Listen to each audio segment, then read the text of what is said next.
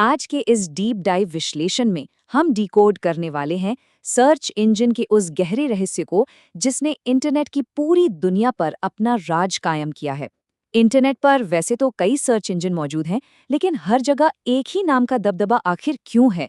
चलिए आज इस रहस्य से पूरी तरह पर्दा उठाते हैं। एक बहुत ही दिलचस्प सवाल सामने आता है। एक ही सर्च इंजन का पूरे इंटरनेट पर एकाधिकार यानी मोनोपोली क्यों है?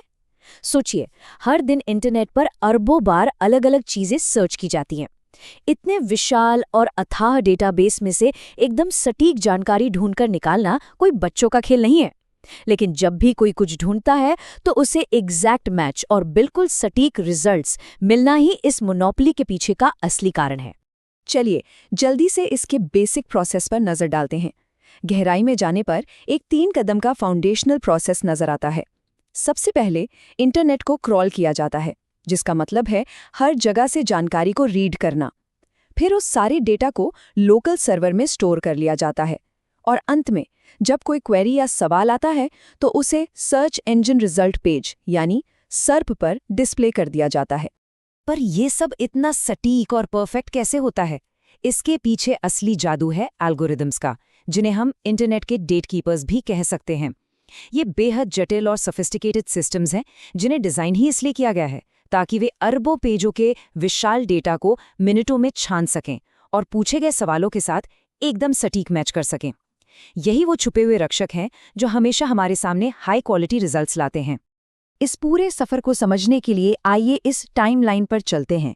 इसमें 5 प्रमुख एल्गोरिदम अपडेट सामने आते हैं जिन्होंने इंटरनेट के काम करने का तरीका हमेशा के लिए बदल कर रख दिया।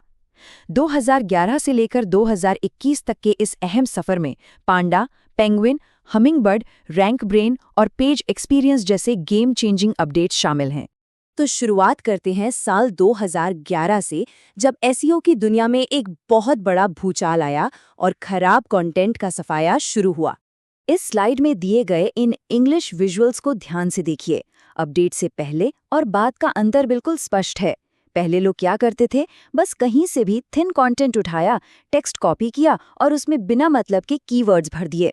लेकिन पांडा अपडेट के बाद नियम पूरी तरह बदल गए। अब सख्त जरूरत थी ओरिजिनल, हाई क्वालिटी और वैल्यूएबल कंटेंट की, जो सच में पढ़ने वाले के लिए कोई वैल्यू ऐड करे। इस अपडेट के नतीजे काफी गंभीर रहे।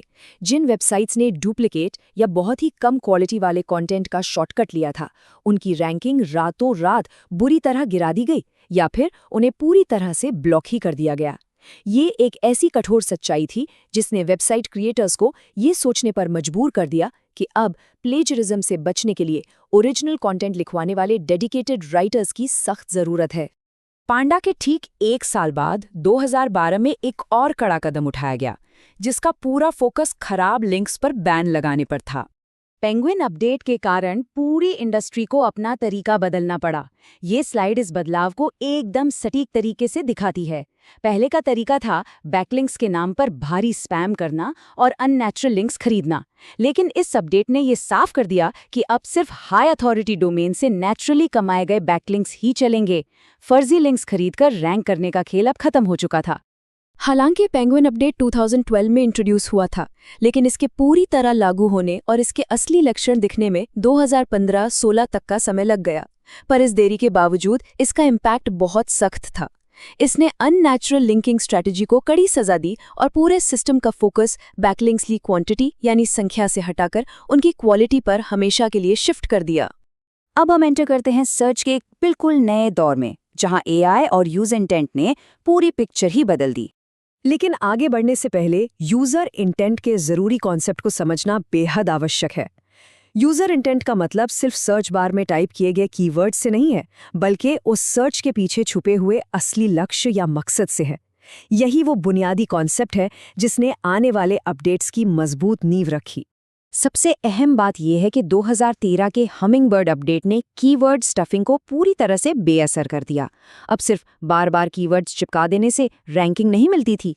इस अपडेट ने ऐसे कंटेंट की मांग की जो यूजर के मन में चल रहे सवालों का असल में और गहराई से जवाब दे सके। फोकस अब सिर्फ शब्दों को दोहराने से हटकर उनके असली अर्थ यानी कॉन्टेक्स्ट पर आ गया था। फिर 2015 में एंट्री होती है रैंक ब्रेन की। आप इसे एक बेहद स्मार्ट और सोफिस्टिकेटेड एआई जज मान सकते हैं।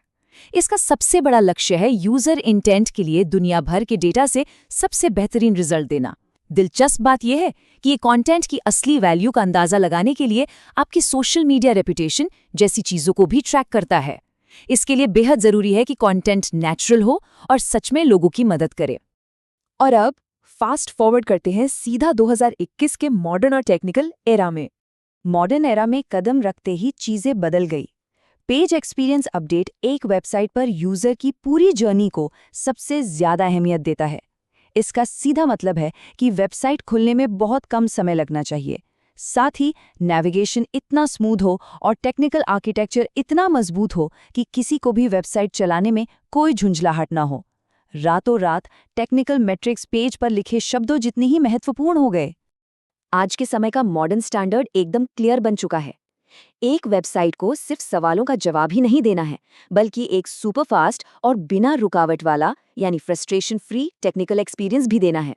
आज की इस डिजिटल दुनिया में अपनी विजिबिलिटी बनाए रखने के लिए टेक्निकल ऑप्टिमाइजेशन अब कोई चॉइस नहीं रहा, बल्कि ये एक बुनियादी जरूरत बन चुका है।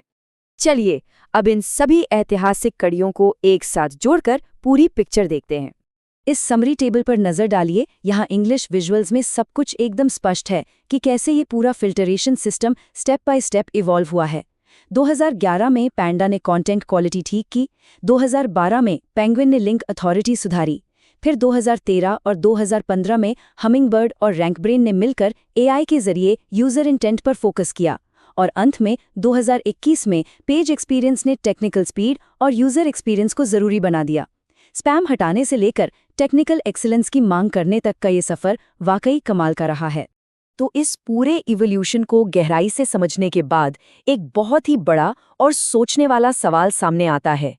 जैसे जैसे ये सर्च एल्गोरिदम मशीनों से ज्यादा इंसानी अनुभव को प्राथमिकता दे रहे हैं, तो क्या हमारी अल्टीमेट ऑप्टिमाइजेशन स्ट्रैटेजी मशीनों के बजाय सिर्फ और सिर्फ इंसानों के लिए कंटेंट बनाना ही है? ये एक ऐसा सवाल है जो डिजिटल सर्च के भविष्य को पूरी तरह से फिर से परिभाषित कर सकता है। इसी विचार के साथ आज का ये डीप डाइव विश्लेषण यहीं समाप्त करते हैं।